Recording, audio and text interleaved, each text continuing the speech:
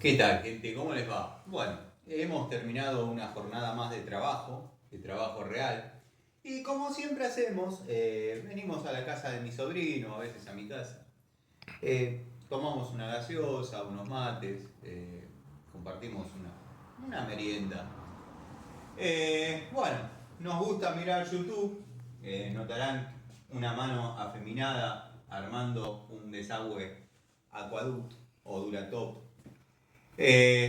Nada, todos sabemos que se trata del inepto, impresentable, payaso, donde lo vamos a ver hacer la unión, el acople, en forma canchera y desafiante, cuan profesional, de un codo macho-hembra con un tubo cabeza-hembra.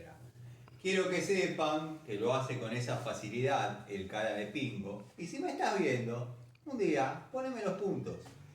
Porque es de 40. Me gustaría ver que lo haga con esa facilidad en 110. Es más, lo desafío a que lo haga en 63. Bueno, no va a poder. No es tan fácil. Eso entra así porque es de 40. Lo vamos a dejar que el sujeto muestre su maestría y después le vamos a hacer una devolución.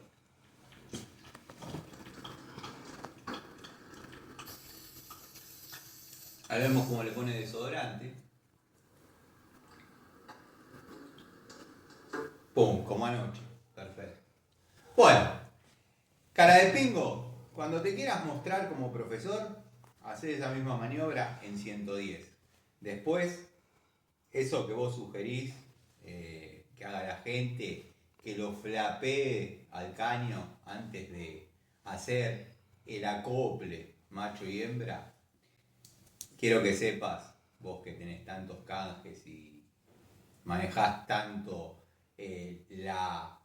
No tecnología, porque esto no es demasiado tecnológico, pero siempre la vanguardia, siempre lo que está en punta. Ya hay abocardadoras para hacer ese rebaje y que entre el macho dentro de la hembra, cosa que vos no haces hace tiempo, pero que entre el macho dentro de la hembra sin dañar el retén.